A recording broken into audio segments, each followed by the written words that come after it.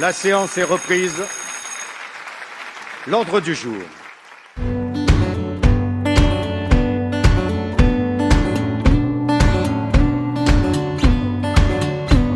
Bonjour à toutes et à tous et bienvenue à Vannes pour cette 3e édition du concours de plaidoirie pratique au droit. Le concours de plaidoirie de l'Université de Vannes est ouvert aux étudiants souhaitant s'affronter lors de joutes oratoires. Le but sera de faire preuve d'éloquence et d'aisance à l'oral face à un jury composé de professionnels du droit. Le concours est divisé en 3 phases. Le premier tour, la demi-finale, puis la finale qui aura lieu au tribunal de grande instance de Vannes. La bataille sera rude pour pouvoir accéder au titre de meilleur orateur. Ils sont une trentaine, mais à la fin, il ne restera que le meilleur, sans objection.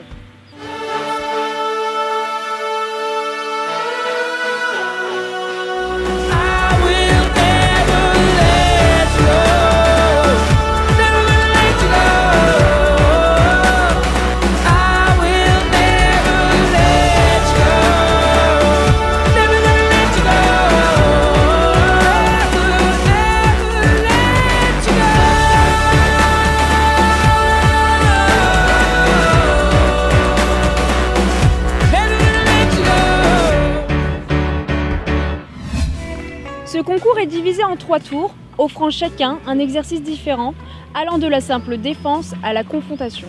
Pour l'heure, il est question pour les candidats de défendre leur vision des sujets qui leur ont été imposés, en prenant soin d'y inclure 3 mots obligatoires qui sont souvent sans rapport avec le thème de leur exposé. À l'orée du premier tour, les compétiteurs en lice sont encore nombreux. De 29, leur nombre chutera rapidement. La finale départagera 5 concurrents pour désigner le plus brillant des orateurs. Tout de suite, place à l'éloquence avec notre première compétitrice, Astrid Chadili, en première année de droit. Vous êtes-vous déjà demandé quelle serait la conséquence d'un changement de couleur du petit chaperon rouge? Non? Astrid Chadili répondra quand même à cette question. Super bien, là ça va beaucoup mieux là.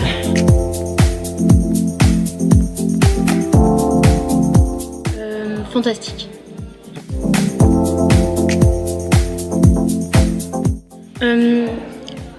Je trouve que ça s'est super bien passé. C'est une montée dans l'adrénaline pendant quelques temps et puis on s'y presse vachement au jeu, donc c'est intense.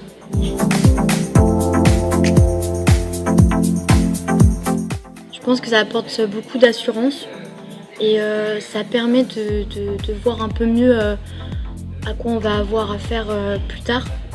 Tout de suite, la réponse à la question que personne ne s'était jamais posée.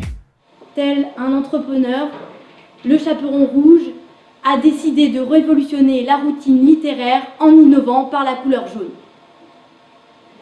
J'ai toujours d'ailleurs défendu, dans tous les tribunaux, la liberté des femmes, leur émancipation, les suffragettes. Celles et ceux qui ont combattu pour les droits fondamentaux, leur liberté. Il me vient donc tout naturellement à l'esprit de vous citer Simone de Beauvoir, qui aurait soutenu cette tentative d'émancipation de la part du Chaperon Rouge, cette idole féminine des tout-petits. Mais il ne faudrait pas, comme le dit Daniel Salnave, que le petit Chaperon Rouge donna la liberté à tous les personnages littéraires.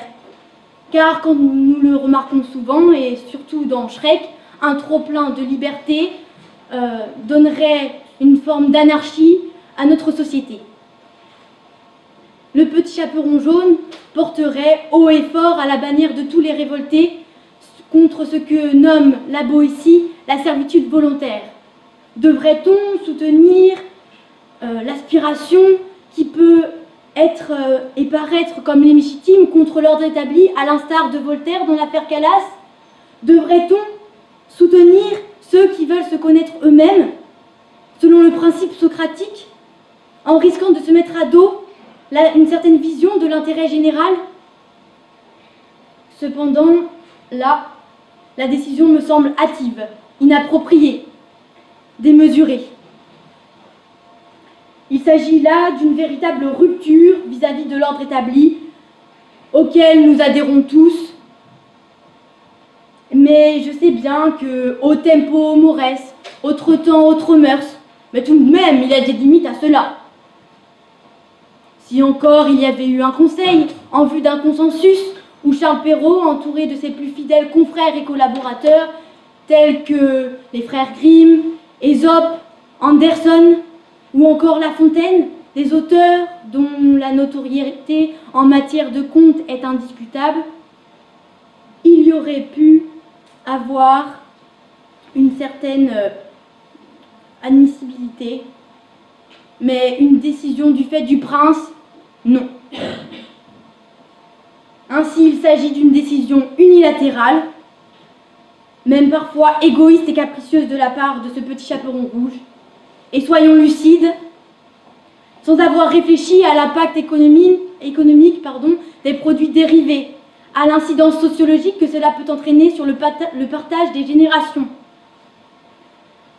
Voulez-vous accentuer, aggraver ce que l'on a remarqué avec les jeux vidéo, la présence de ces nouvelles technologies et ces écrans qui détruisent à petit feu l'imaginaire de nos enfants par cette atteinte à l'ordre des contes? Voulez-vous continuer à aggraver ce choc générationnel, ce choc des cultures intragénérationnelles, cette délésion qui génère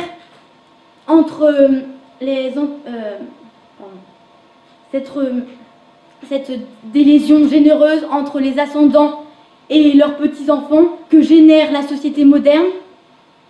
Voulez-vous quand bien même entraîner un préjudice moral à tous ceux et celles pour qui ce conte est une référence?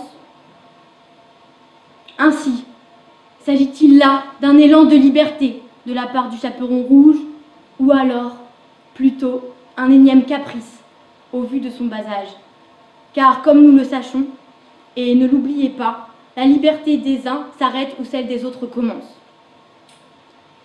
Charles Perrault, comme ses confrères les frères Grimm, a utilisé la couleur rouge pour son récit.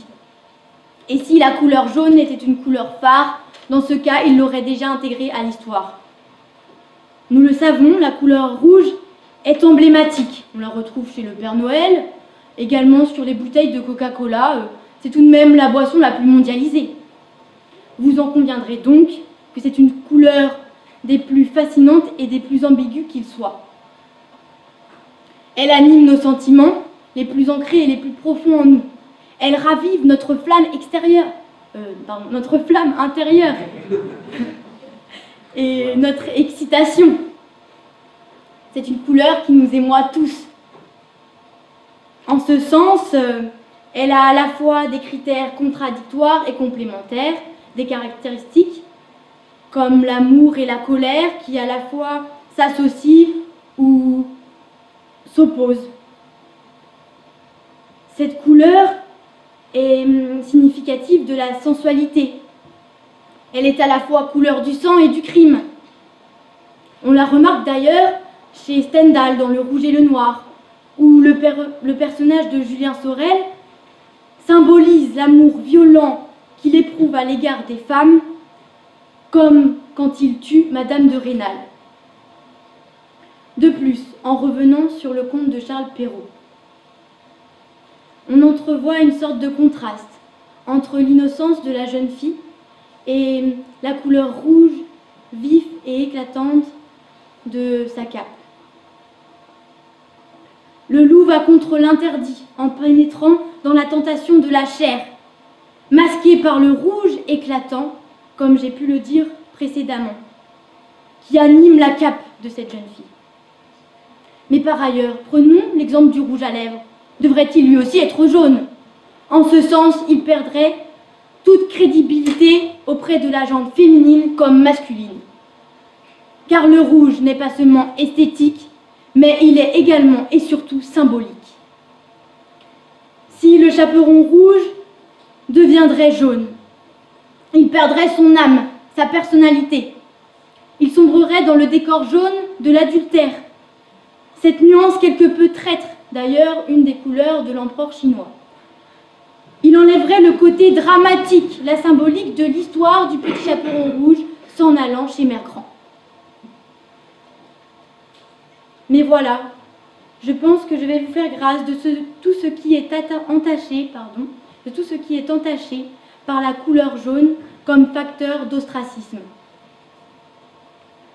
Je vous demande donc, Monsieur le Président, Mesdames, Messieurs les assesseurs, Mesdames, Messieurs les jurés, Monsieur le procureur, de faire en sorte que le petit chaperon rouge obéisse, comme le disait Socrate en buvant la séguée, même aux ordres injustes de la cité, pour éviter tout conflit, et qu'il soit donc condamné à rester rouge, comme la Ferrari, à perpétuité.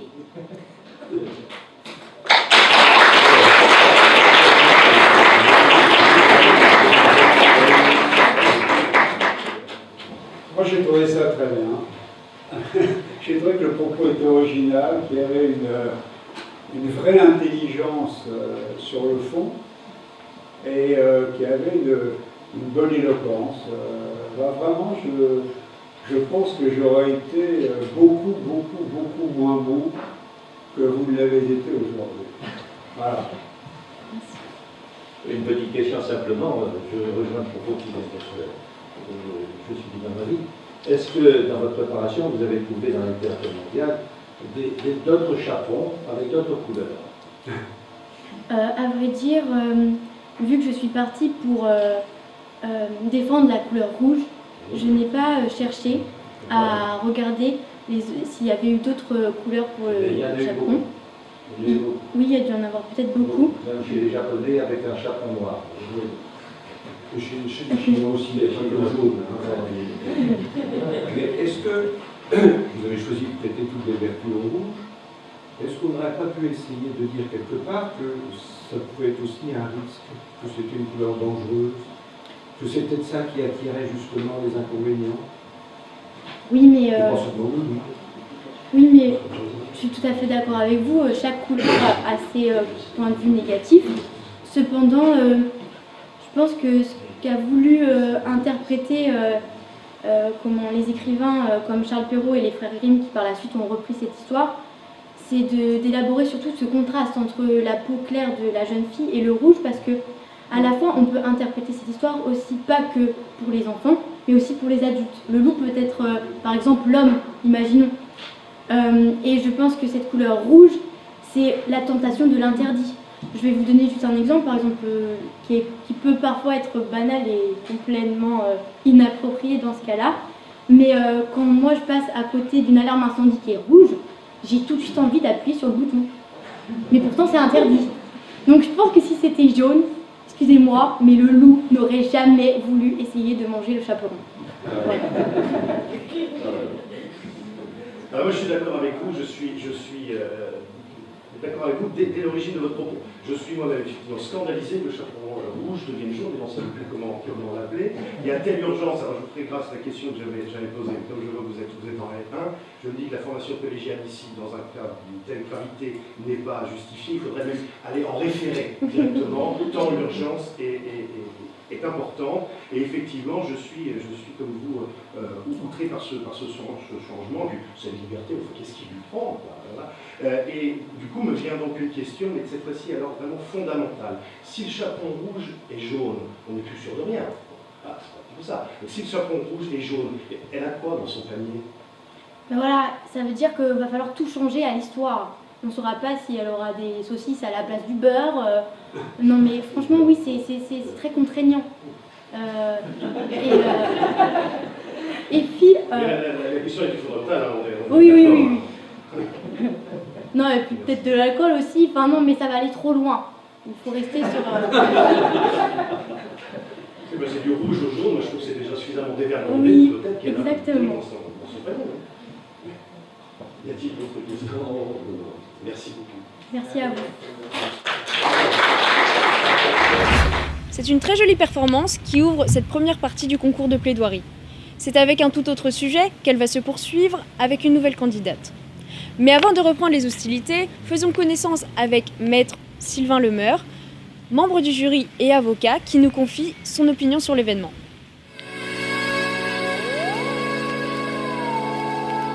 Alors, ce concours, je l'ai connu dès l'origine avec une autre équipe C'était il y a 3 ans déjà. C'était une expérience déjà très intéressante et c'est une occasion qui m'a été permis de renouveler l'année passée à l'occasion de la 2e édition et cette année à l'occasion de la 3e édition. Et je dois dire que je suis particulièrement content de rencontrer une autre équipe organisatrice. Je suis particulièrement content également de revoir certains étudiants puisque j'ai eu l'occasion pendant plusieurs années d'enseigner également au sein de cette faculté. Et puis de voir que, si on peut dire, le concours change de braquet cette année parce que désormais l'association Pratique au droit est aussi l'association Lysias. Et il y a un changement notable, c'est que les vainqueurs de ce concours de plaidoirie Vantais iront défendre leur chance devant leur pairs à Paris.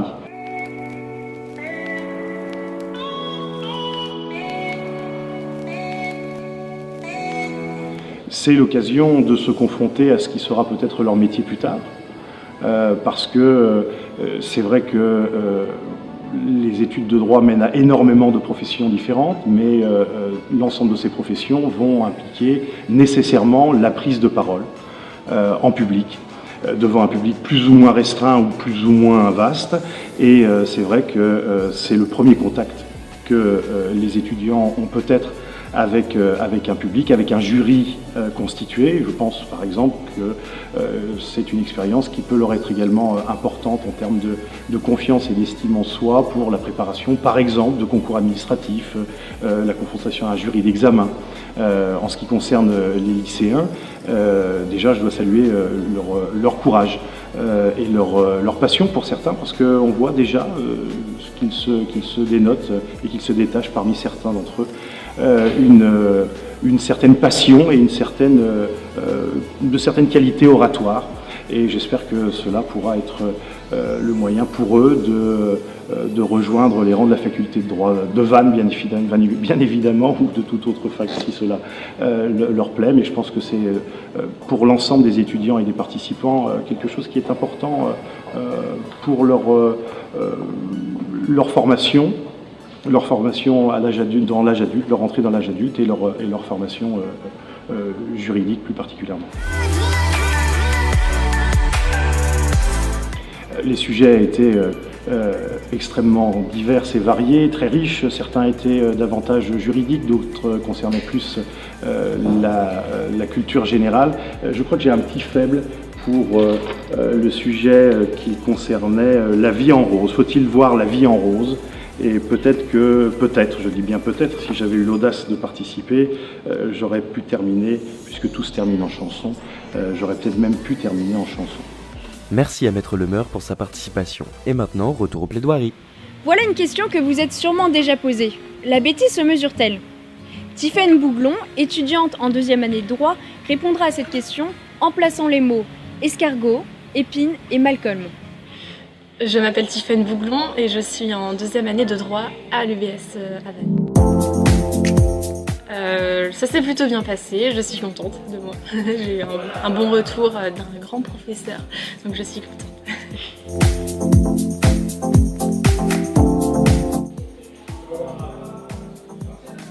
Oh là là. Oser.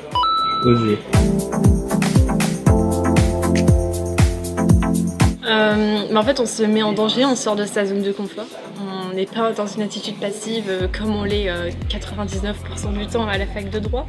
On est en amphi à prendre des notes sur son ordinateur, en écrivant. Et là, vraiment, on se met devant un jury, devant un public, et puis vraiment, on se met en danger. On n'est plus dans cette attitude passive, on prend les commandes. La bêtise se mesure-t-elle ? Voyons voir comment Tiffaine a développé ce sujet de manière osée. Aujourd'hui, on peut et on veut tout mesurer.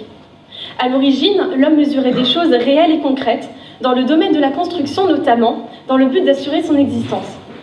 Mais cela ne lui a pas suffi. À mesure que ses connaissances mathématiques s'accroissaient, il a commencé à s'intéresser à la mesure de choses moins saisissables. Ainsi, dans la Grèce antique et à la Renaissance déjà, une proportion parfaite en forme d'escargot qui aurait de nombreuses applications scientifiques, le nombre d'or, a commencé à s'imposer en matière esthétique. Or, depuis quelques années, son utilisation pour des critères esthétiques est remise au goût du jour par le docteur Kendra Schmidt. Ce médecin s'est inspiré de ce célèbre nombre d'or pour évaluer à quel point un visage, et notamment celui des célébrités, pouvait être proche de la perfection.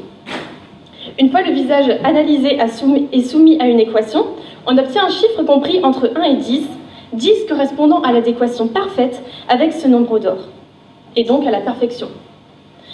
La plupart des personnes obtiennent un résultat entre 1 et 4. Avec un score de 9,67, Brad Pitt arrive en pole position. Bon, jusque-là, on va dire que ce n'est pas très étonnant. Mais là où l'affaire se complique, c'est pour faire le dit calcul. Le médecin doit réaliser toutes sortes de mesures au niveau du visage que je préfère ici vous épargner. Autant dire qu'il s'agit de beaucoup de calculs pour une chose qui devrait être plutôt une question d'alchimie, d'émotion, de feeling, si je puis me permettre. C'est un peu triste. On est allé encore plus loin en s'aventurant dans le domaine intellectuel. En effet, l'homme s'est mis à donner des notes pour mesurer la réussite de ses progénitures. Ils se sont déplacés de psychologue en psychologue afin de calculer leur quotient intellectuel. On s'est retrouvé avec des publicités sur Internet, élant les internautes d'un « Es-tu plutôt Einstein ou Nabila ?» Nous, créatures féminines, nous passons notre vie à prendre nos mensurations, à nous apitoyer sur la taille de nos fesses, de nos seins, de nos jambes, pendant que nos congénères masculins sont obsédés par la taille de leur anatomie.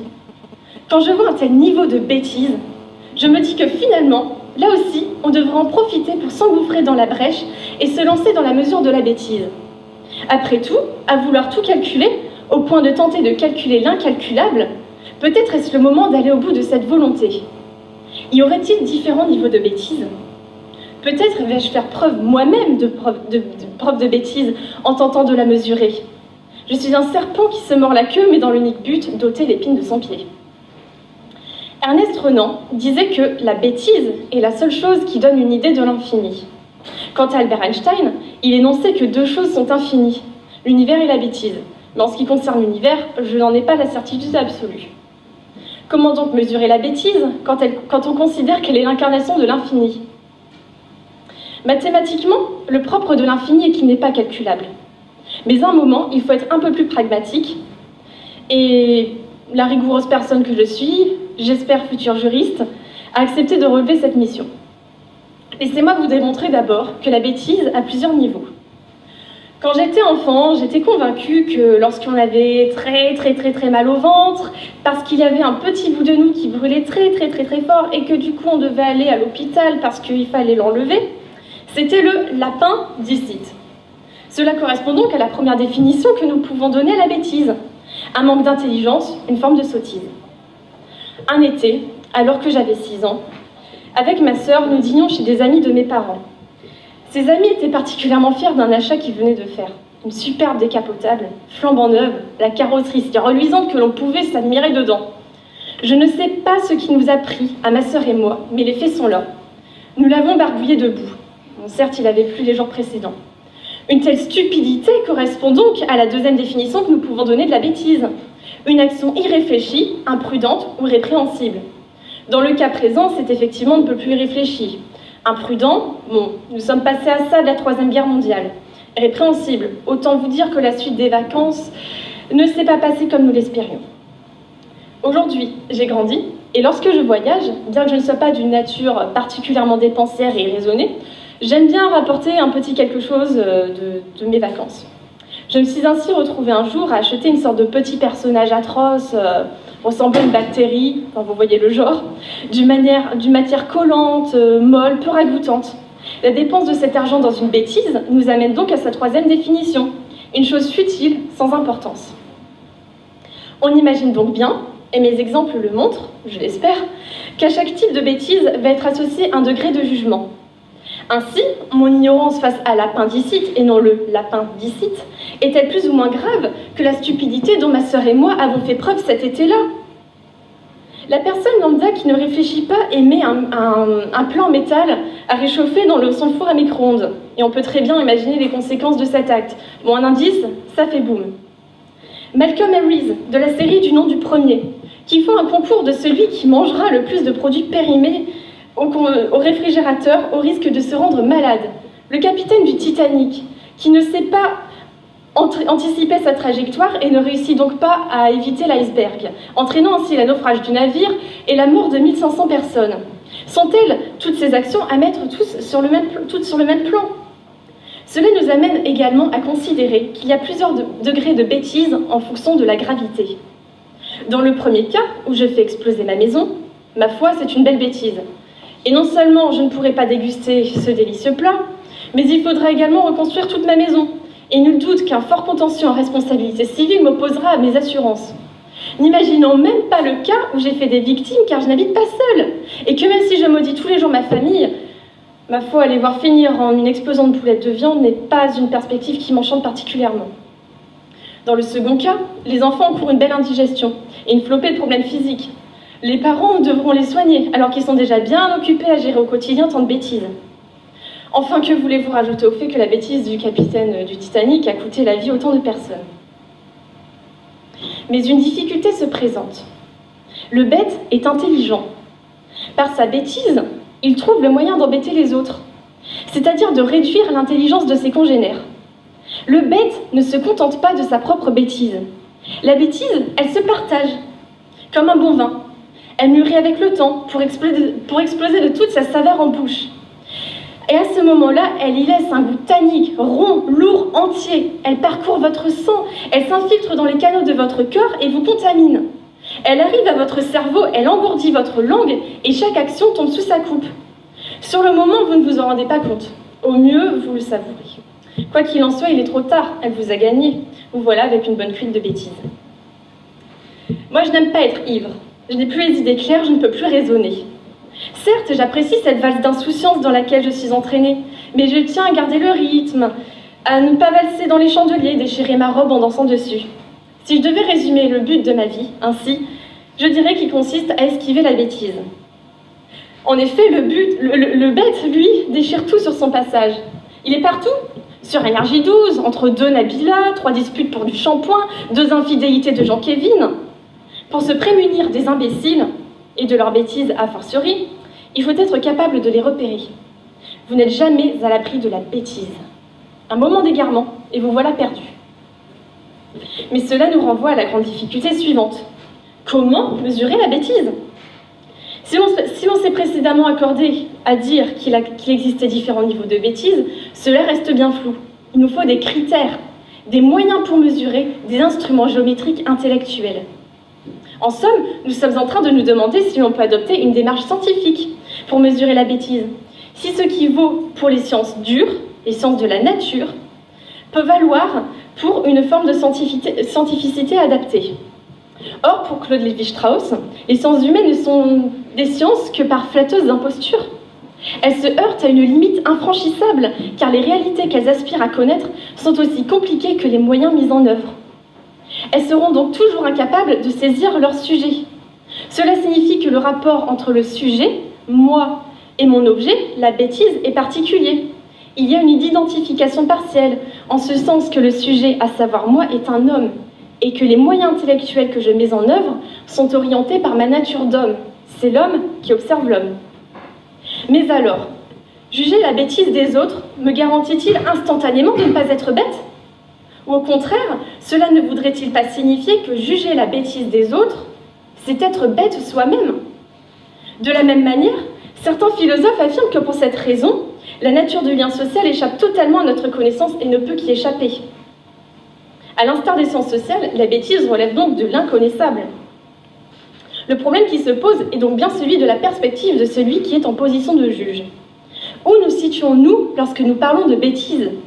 Même si nous sommes certains de nous situer à l'extérieur du cercle, ne sommes-nous pas condamnés finalement à finir à l'intérieur de celui-ci? Le propre du stupide est en effet de ne jamais se croire stupide. Une porte de sortie peut être envisagée grâce au philosophe Vladimir Jankélévitch, selon lequel il faut distinguer l'ignorance pure de la docte ignorance, qui est le fait de reconnaître de manière savante que l'on ne peut pas connaître l'inconnaissable. Je devrais donc vous dire, mesdames et messieurs les jurés, la tête haute et le torse bombé, que, au nom de la docte ignorance, je ne peux pas mesurer la bêtise. Je serais tout à fait tentée de le faire. Mais en réalité, par pure jouissance, ou peut-être un petit peu de sadomasochisme, mais bon, ne nous perdons pas dans ces considérations-là, Je préfère tenter ma chance, quitte à me fracasser contre le mur en béton armé de l'ignorance. C'est pour cela que je vais questionner ici mon objet, celui de la bêtise, d'une manière adaptée, une autre manière que celle des sciences dures. Si l'on peut saisir les sciences sociales par une forme de scientificité adaptée à elles, alors je peux en faire de même avec la bêtise. Comme je le disais précédemment, il existe une variabilité de la science en fonction du sujet auquel on l'applique. On en arrive donc à un problème de subjectivité et d'objectivité. En fonction de sa sensibilité propre, de ses expériences personnelles, de son éducation, nous ne porterons pas les mêmes yeux, la même sévérité que les autres. Certaines personnes excuseront plus facilement un manque de bêtise, un manque d'intelligence chez certains que d'autres. On peut également déplacer cette question sur l'existence même de la bêtise.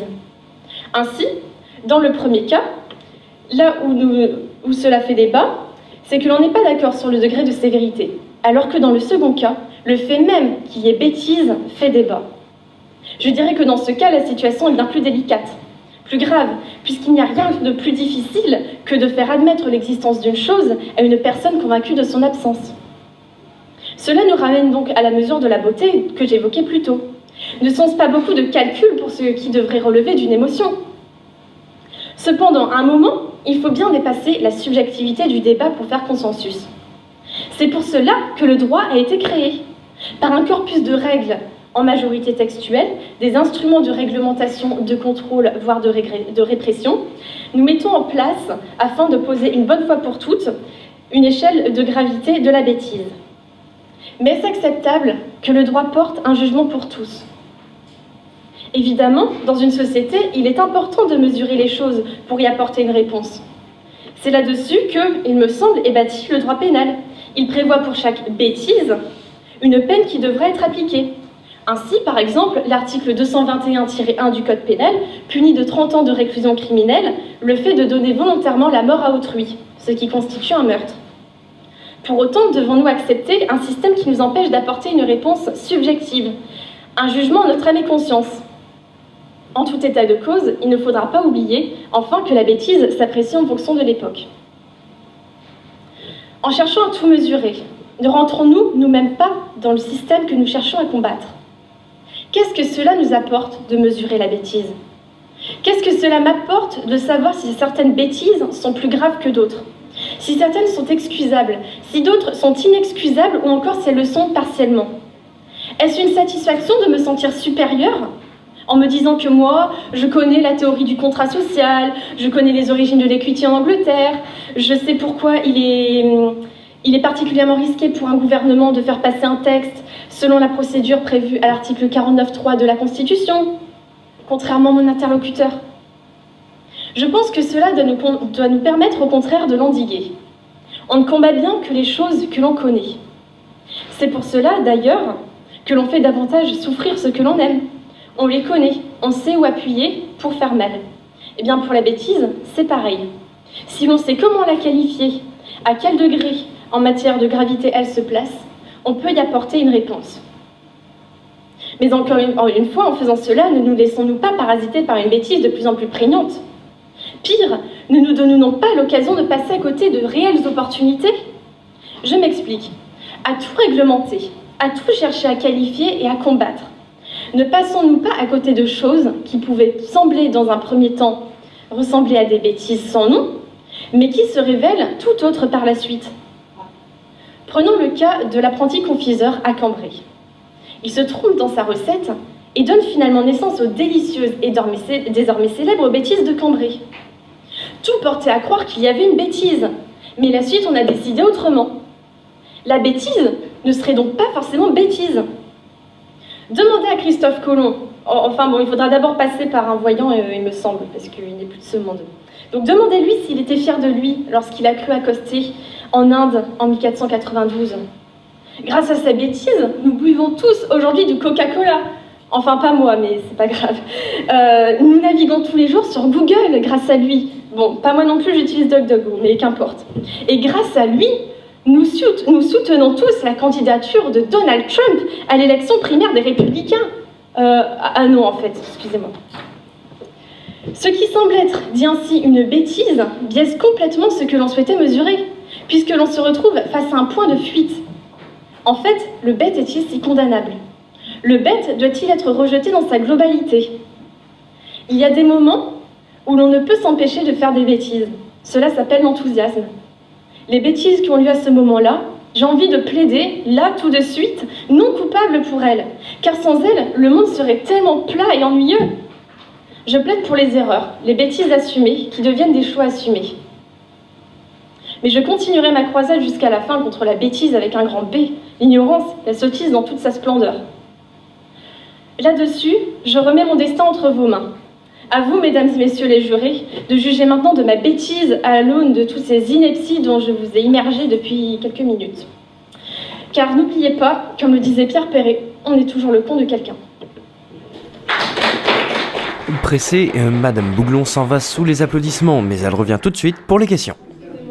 Une question qui fait écho finalement à votre conclusion, c'est, puisque vous plaidez à la fin, en réalité, pour la bêtise qui se fait vraiment par erreur, mais qui par la suite devient un choix assumé, est-ce qu'on ne peut pas envisager que à la fois la bêtise soit un rite de passage, un rite obligé? Vous avez cité l'appendicite, c'est aussi dans l'ordre des choses, lorsqu'on est enfant ou adolescent, de faire des bêtises.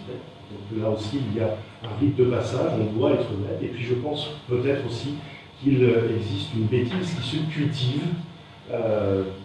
Vous avez cité également un certain nombre de téléréalités pour lesquelles c'est avec délice que certains sont peut-être plus bêtes que d'autres, mais c'était savoir si finalement il fallait rejeter à tout temps toute forme de bêtise, mais je crois que vous avez répondu à la fin en disant que certaines bêtises étaient plus acceptables que d'autres. Oui, on a besoin de la bêtise des autres. Hein. Je pense que ça fait appel en fait à une certaine part de perversité en nous. Je pense que ceux qui regardent ces émissions de télé-réalité, bon, je me permets de porter un jugement, c'est certain. Je pense qu'on se délecte aussi de la bêtise de certains voilà, on se sent mieux après ça. Je pense qu'elle fait partie de notre monde. Après, il est question de savoir comment la doser en fait. Jusqu'où on peut aller, et ce rite de passage dont vous parliez, il ne faut pas qu'il dure très longtemps non plus. Donc, si on en est encore à un certain nombre d'années à être dans ce même schéma, c'est dommage. Merci. C'est un succès pour notre deuxième candidate, dont l'exposé très documenté a sûrement fait vibrer la corde scientifique de notre jury. Avant de poursuivre, observons la prestation de Théo Gobirski, élève de terminale au lycée Saint-François-Xavier de Vannes. Celui-ci avait à traiter la question, comme nous le disait Stromae, sommes-nous tous les mêmes? Monsieur Gobirski a dû faire face aux terribles questions du jury, qui n'a pas été très tendre avec lui. Et en effet, notre jury a déstabilisé le candidat dès le début de la séance de questions. Pour commencer, nos membres du jury, suite à un problème d'organisation, n'avaient pas eu la bonne liste de mots obligatoires. Moi, c'était pas Edith Piaf. On a déjà donné une mots. Alors moi, mes 3 mots obligatoires étaient falbala, centrifugeuse et huître. Voilà qui résout le problème des mots. Mais notre jury va maintenant lui poser une question plutôt inattendue. À vous d'en juger et surtout peut-être d'y réfléchir de votre côté. J'aurais une question ensuite. Vous avez axé la fin de votre propos sur l'égalité. Quelle différence faites-vous entre être égaux et être les mêmes?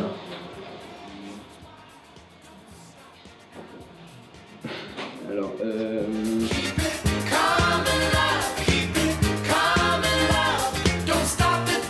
être égaux, je dirais que ça serait au niveau des...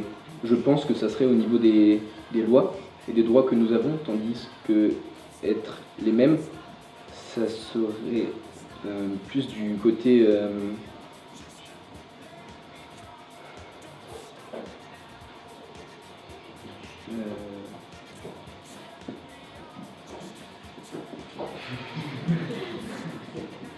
Est-ce que vous pensez qu'on peut être égal, être égaux, mais être différent?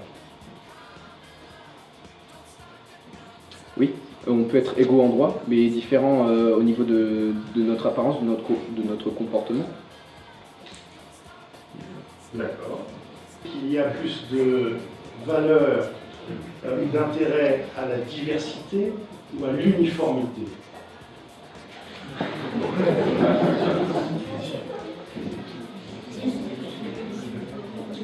Quels sont les avantages de promouvoir et de revendiquer la diversité?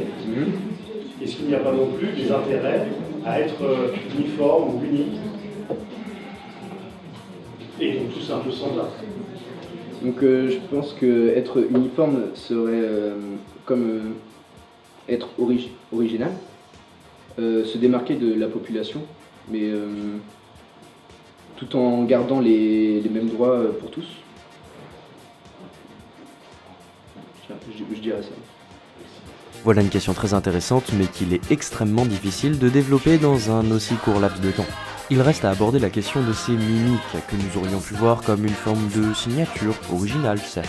Notre jury, impitoyable mais toujours bienveillant, ne l'a pas vu de cet œil. Observation de forme. Juste du coup sur la dernière, votre attitude générale pour l'interprétation était bien posée et ça allait tout à fait. Par contre, il faut travailler, pour reciter Lady Gaga, la poker face quand on vous pose des questions. Il ne faut pas que vous m'appliquiez que la question vous déstabilise. Très bien. Même si les questions vous semblent... voilà, il faut donner l'impression aux membres qui vous posent la question qu'elle est très intéressante. Alors, la question était parfaite.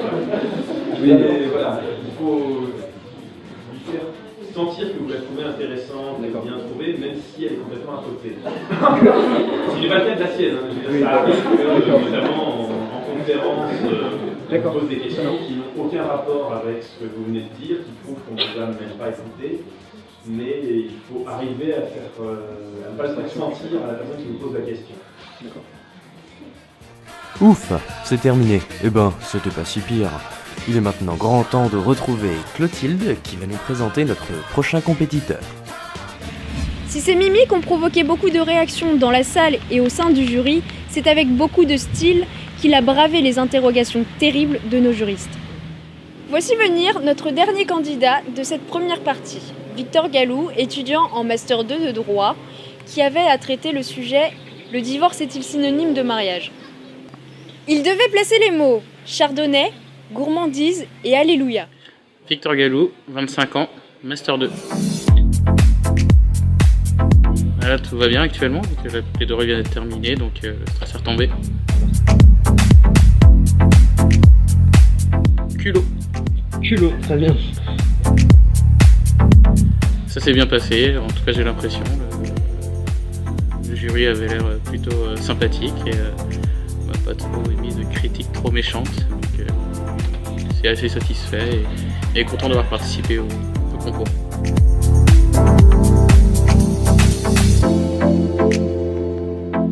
L'expérience elle est très enrichissante puisque bon, ça oblige à faire un travail de recherche et puis aussi une présentation claire pour le jury, à la fois un petit peu solennel mais aussi on peut garder un petit peu un ton humoristique, donc c'est un petit travail d'écriture et de présentation qui est assez intéressant.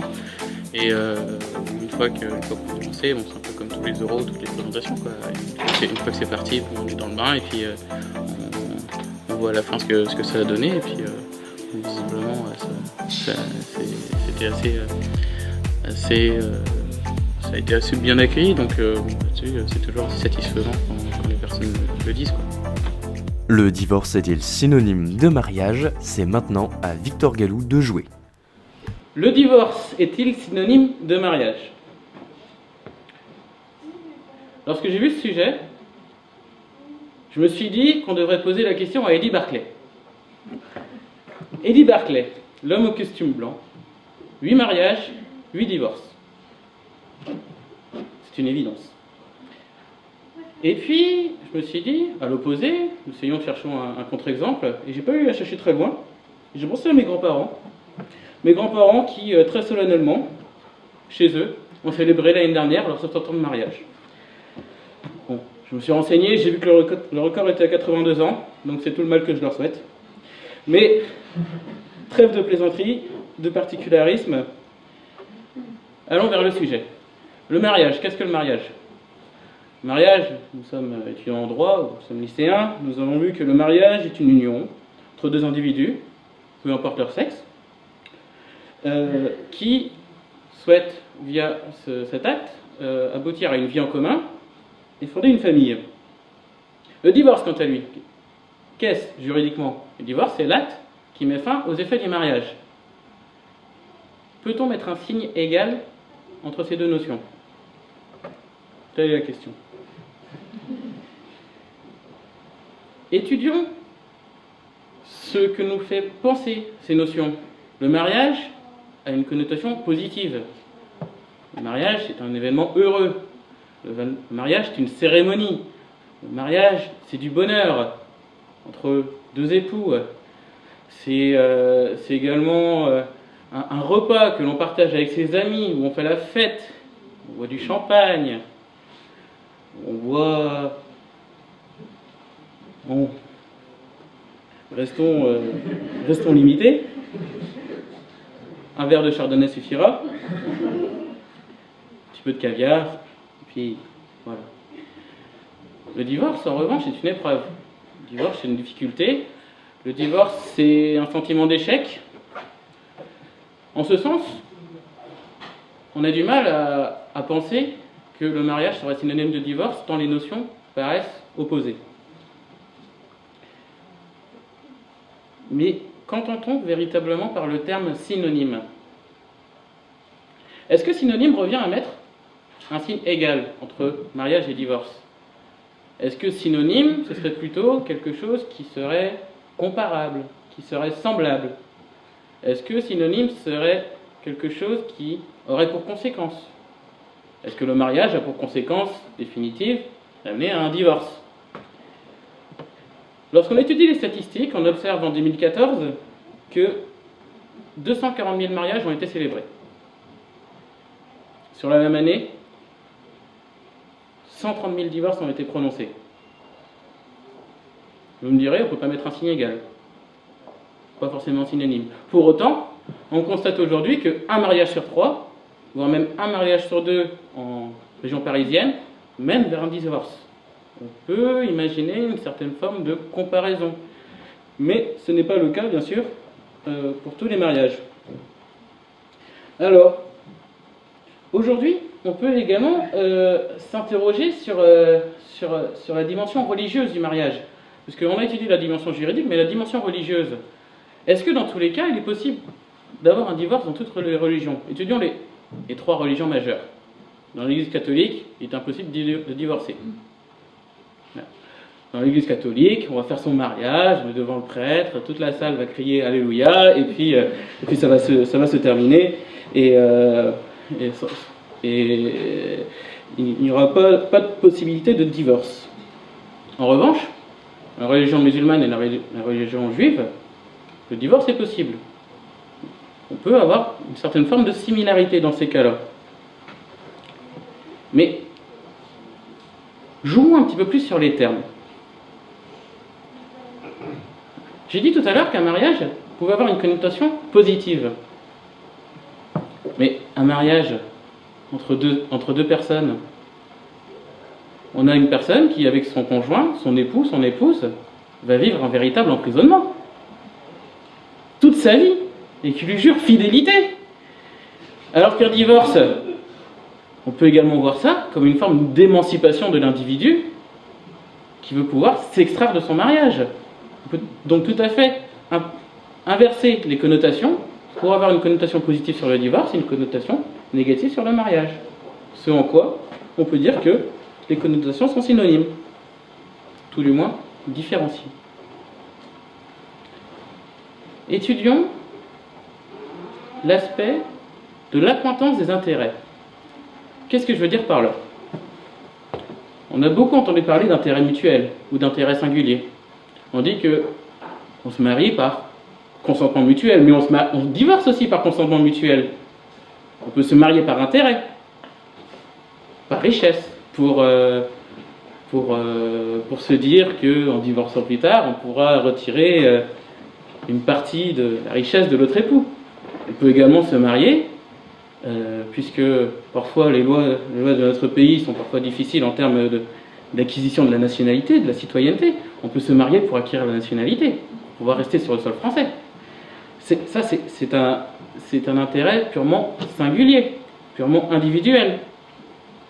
Mais qu'est-ce que le divorce, si ce n'est parfois la personne qui souhaite tout simplement divorcer parce que son conjoint pourrait être violent, parce qu'elle ne veut tout simplement plus vivre avec elle. Donc on voit que sur ces notions-là, quand on étudie l'intérêt des personnes, on voit une forme d'égalité entre ces notions-là. Et ça, c'est vraiment fondamental. Mais enfin, je pense que sur ces deux notions, de mariage et de divorce, on peut étudier leur collusion en mélangeant les notions. En effet, lorsqu'on se marie, bon, vous êtes tous d'accord, on se marie avec un individu, avec une personne qui va devenir notre homme, notre femme, voilà. Mais surtout, on perd sa qualité d'enfant, d'adolescent, de jeune homme, de jeune femme qui a grandi dans la vie, qui s'est épanoui, qui s'est réjoui. En fait, on divorce de sa vie sociale lorsqu'on se marie pour fonder une famille. Avez-vous entendu cette chanson du fameux groupe très célèbre, les Fatal Picard? Très célèbre notamment, ils ont été retenus pour l'Eurovision. Dans leur chanson, qui s'appelle « Dors mon fils », ils disent bien, l'homme qui s'est marié, qui s'apprête à avoir un enfant, dit bien, mes meilleurs amis m'ont donné rendez-vous dans 10 ans. En fait, on divorce de tout ce bonheur qu'on a eu avant, qui a été de faire des parties de poker avec les amis, d'aller faire la fermeture des bars, ou même des femmes entre elles qui pourraient faire une soirée en boîte pour essayer de trouver qu'elle pourrait être le meilleur garçon qui traînerait dans un coin, mais tous ces bonheurs qu'on peut avoir dans la vie. Maintenant, 2 personnes mariées, et il est sorti, c'est quasiment fini. Bon, j'exagère un petit peu, mais je veux dire, le monsieur maintenant, sa soirée de Champions League, c'est tout seul à la télé. Tandis que sa femme va lire un livre à côté. Enfin, on n'imagine pas. Enfin, maintenant, bien entendu, je traite des exemples d'hommes et de femmes. Il y a de plus en plus aujourd'hui de couples avec des personnes de même sexe. Mais on peut voir aussi que une femme n'ira plus voir avec son mari des films avec Hugh Grant. C'est terminé. Voilà. On dit adieu à une forme de vie sociale. Adieu tous ces petits plaisirs qu'on pouvait avoir sous forme de mini-gourmandise de la vie, comme on peut appeler ça. L'acte de mariage sonne le glas d'une jeunesse qui a pu être heureuse. Et c'est en ça que je voulais terminer, pour dire que finalement, on se marie pour l'avenir, mais quelque part, on divorce de son passé.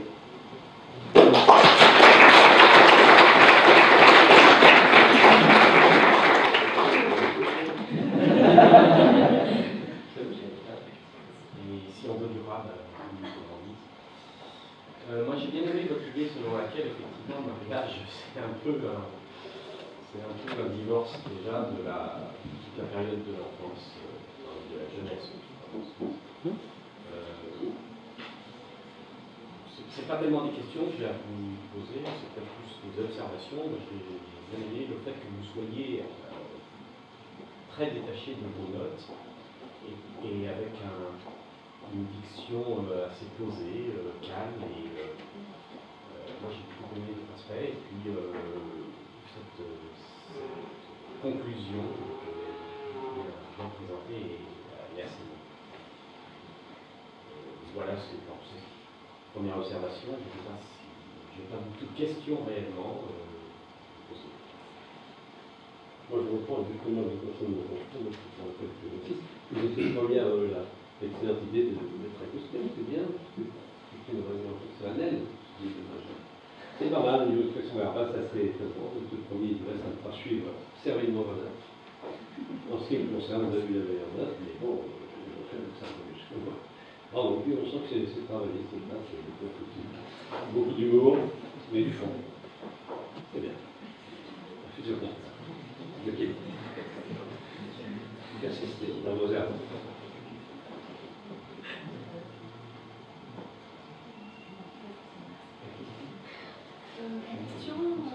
Ou en observation. Vous avez évoqué comme un acte de jeunesse.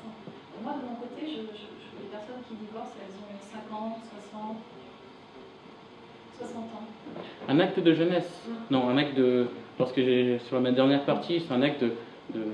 En fait, c'est comme un enterrement de vie de jeune garçon, de vie de jeune fille. C'est un acte de fin de jeunesse.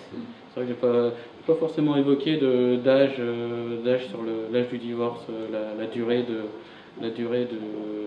vie, des couples en étant couple marié. Mais quand j'ai parlé de la jeunesse et de la notion de divorce, c'est vraiment l'acte de mariage est un divorce de son passé, en fait, de son âge d'enfant, d'âge d'adolescent, de jeune adulte.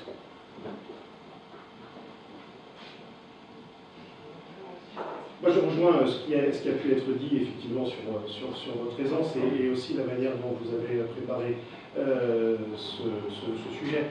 Ça a été travaillé clairement et également la posture a été travaillée. Juste avec vous, pour continuer un petit peu, puisque je vois que au timing, il vous restait 1 minute 30 à peu près que vous auriez pu utiliser. Alors, on aurait pu l'utiliser parce que j'ai bien aimé cette comparaison que vous avez effectuée au départ, en cherchant à trouver s'il s'agissait bien d'un synonyme. Si on avait fait un tableau un petit peu comparatif, on a le mariage, c'est la joie, et puis le divorce, c'est l'échec, vous avez dit. Et il y a d'autres choses qui auraient pu aller dans le sens du synonyme. Le divorce est dans ce sens synonyme de mariage, parce qu'il faut avoir été marié pour être divorcé. On ne peut pas avoir un seul. On ne divorce pas d'un Pax. Et vous me faites penser à une chose quand vous parlez d'enterrement de vie de garçon ou de jeune fille, c'est que là aussi il y a un parallèle désormais, c'est qu'on fait des divorces parties. Si vous êtes au courant de ça, ça se fait comme une réunion désormais heureuse.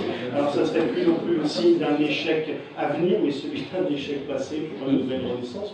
On retrouve ça. Et puis je mettrai à votre sagacité la réflexion suivante. C'est peut-être Sun Tzu qui a dû en parler, ou en tout cas d'autres philosophes. Qui veut la paix prépare la guerre. Si je veux un bon mariage, est-ce que je ne dois pas préparer mon divorce? Vous avez cité les statistiques qui donnent pratiquement un mariage pour 2, un mariage pour 3 en province. Finalement, est-ce qu'on ne doit pas préparer, si l'on veut être un sage, et vivre correctement, comme vos grands-parents, jusqu'à longtemps, en tout cas en couple, est-ce que si je ne veux pas un bon mariage, ne faut-il pas préparer son divorce, vous l'envisagez? C'est une question qui, il y a 50 ans, n'aurait jamais été posée. Aujourd'hui, c'est l'amour entre les personnes, comme on dit, rend aveugle, c'est-à-dire que lorsqu'on célèbre son mariage, lorsqu'on le prépare, lorsqu'on vit ses premières années de couple, c'est quelque chose à laquelle on ne pense absolument pas, puisqu'on est aveuglé par l'amour qu'on porte pour le conjoint. Effectivement, de manière plus pragmatique, je suis persuadé qu'au moment où la personne dit le fameux mot devant le maire ou devant le prêtre, devant l'imam, devant le rabbin, elle s'engage pour l'avenir, dans un coin de sa tête, elle se dit, est-ce que mon mariage va durer? Est-ce que... Bien sûr. Alors de là à préparer, je ne sais pas de quelle manière, mais de là à préparer un futur divorce, je pense que les personnes ne sont pas encore là. On parle aussi de l'intérêt singulier, quel est le véritable intérêt des personnes à se marier. Il peut être multiple, il peut être pour des bonnes raisons, des mauvaises raisons. Qu'est-ce qui est bon, qu'est-ce qui est mauvais, je ne sais pas même de le dire, mais voilà. C'est... même si mon propos n'était pas vraiment romantique, on peut garder cette dose de romantisme de penser que les personnes, lorsqu'elles se marient, ne pensent pas à leur divorce. Un propos de réalisme, en tout cas. D'autres interventions, Oui, donc je rejoins tout à fait ce que vous avez dit, donc vous manquez certains sujets. Et je regrette aussi un petit peu quand même les clichés. Je trouvais que c'était une vision quand même étonnante d'ailleurs pour votre âge, mais avec empris quand même de clichés sur la notion du couple et de ce que vous voulez dire le mariage, de ce que vous voulez dire le divorce. Enfin, c'est mon regret. Je suis très satisfait que vous me posiez les questions parce que ça me permet de répondre sur ce point-là. Quand j'ai préparé ce travail-là, effectivement, je me rendais compte moi-même de mon ignominie sur les clichés et sur ce que j'ai voulu présenter. Et c'est des choses qui venaient naturellement ou pas, mais en fait, la volonté de jouer un petit peu sur l'humour dans cette plaidoirie m'a aussi forcé, m'a entraîné à forcer le trait sur certaines choses, effectivement, que je pense pas au fond, que je pense pas du tout, que je ne dis jamais, mais qui, dans le cadre d'un théâtre de plaidoirie, entrait en compte et voilà, donnait Voilà, mais effectivement, une bonne partie de ce que j'ai dit, je pense pas véritablement. Juste pour compléter, effectivement, si vous ne souhaitez pas justement être épinglé pour risquer d'être un peu misogyne... Oui, puis il y a la caméra en plus derrière. Hein. Alors à ce moment-là, si vous allez justement dans l'excès ou dans l'outrance, allez-y à fond, encore davantage, parce que si vous avez raison, sur un théâtre de plaidoirie, vous avez absolument raison. Là, on est dans une joute oratoire, on ne joue pas la vie ou l'avenir de l'individu réel. Justement, pour ne pas risquer que des membres du jury pensent que c'est le véritable fond de votre pensée, forcer le trait à l'excès de telle manière qu'effectivement cette critique ne puisse pas vous être faite. Et puis, on aurait pu effectivement rigoler encore davantage sur cette moment. J'avais même des idées encore plus fortes, hein, mais je me suis justement de peur d'être beaucoup trop dans la caricature et de paraître pour un misogyne avéré. Moi j'ai une idée, notamment dans les comparaisons. Vous savez qu'il faut forcément passer chez un avocat pour le divorce. Est-ce que vous pensez qu'il y aurait moins de divorce s'il fallait obligatoirement passer chez un avocat pour le mariage? Attendez, répétez-moi la question. Est-ce qu'il y aurait moins de divorces s'il fallait passer par un avocat pour le mariage? Bah, déjà, il y aurait sûrement moins de personnes à faible revenu qui se marieraient. Et bah, voilà, dès que ce soit une contrainte administrative ou d'avocat ou avant de célébrer un acte, ça fait toujours une contrainte au sens neutre du terme. Hein, mais ça fait toujours, effectivement, c'est pas quelque chose qui va faciliter effectivement un mariage, mais de manière assez simple, quoi. Mais ça enlèverait quand même un petit peu de charme au mariage que de passer devant un avocat avant. On passe bien déjà souvent chez un notaire, obligatoirement. D'où l'intérêt du mariage par intérêt, pardon, pour la redédition. Dans l'idée des synonymes et des équivalents, il y a aussi la notion de rite de passage. Parce que dans nos sociétés, on a peu de rites de passage. Et le mariage et le divorce sont deux rares rites qui nous restent de passer d'un statut à l'autre. Si on compte actuellement les rites de passage, il y a il n'y a plus le service militaire, donc aujourd'hui c'est peut-être le baccalauréat, le permis de conduire qui fait office d'entrée à l'âge adulte quand on a 18-20 ans et qui marque un cap entre, on va dire, l'enfance, l'adolescence et puis donc l'âge adulte. Après le mariage, est quand même un acte conçu dès l'origine et historiquement dans le but de fonder une famille. Aujourd'hui, les personnes, c'est vrai, ne fondent une famille sans nécessairement passer par l'acte de mariage. Mais est-ce que c'est l'acte de mariage qui est un rite de passage ou est-ce que c'est le fait de fonder une famille? Je pense que ces deux choses sont liées dans le cadre du mariage, alors qu'effectivement, dans le cas d'enfants qui naissent hors mariage, bon, le rite de passage est quand même... Voilà. Et puis le dernier, c'est passage à la retraite. Donc ça... Le premier emploi aussi, peut-être. Oui, c'est votre plaidoirie, c'est pas une plaidoirie de rupture, mais est-ce que vous assumez que c'est une plaidoirie un peu pastiche quand même? Tout à fait. D'accord. C'est pour ça que c'est tout succédant, mais c'est... Je joue un rôle. C'est une très belle performance qui vient de nous être offerte, surtout lorsque l'on connaît les conditions de préparation. Eh oui, il nous a été rapporté qu'il avait lancé un appel à l'aide sur un réseau social bien connu pour traiter son sujet. Monsieur Galou a en effet requis l'aide de ses contacts, mais 1 heure seulement environ avant le début de sa prestation. Voilà une méthode peu conventionnelle pour préparer son sujet, d'autant plus que les candidats profitent souvent pleinement des mois qui séparent le tirage au sort des sujets de leur plaidoirie. Vérité ou intox, si cette info s'avérait vraie, cela rendrait sa plaidoirie encore plus impressionnante. Mais cela suffira-t-il à notre jury? Faites vos jeux, car il est temps d'annoncer les résultats de cette première partie. Parmi tous les candidats que nous avons pu observer, seul Théo Gobirski n'a pas franchi la première étape en ne se retrouvant pas en haut du classement. Si d'autres candidats que vous n'avez pas encore vus, mais que vous retrouverez dans les épisodes suivants, n'ont pas été suffisamment bien classés, d'autres ont eu plus de succès. Nous vous donnons alors rendez-vous dans le prochain épisode du premier tour afin de trouver le meilleur sans objection.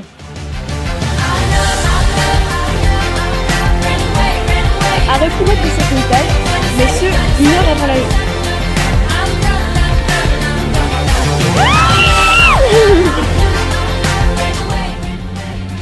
Il devait placer les mots Alléluia, Chardonnay et gourmandise.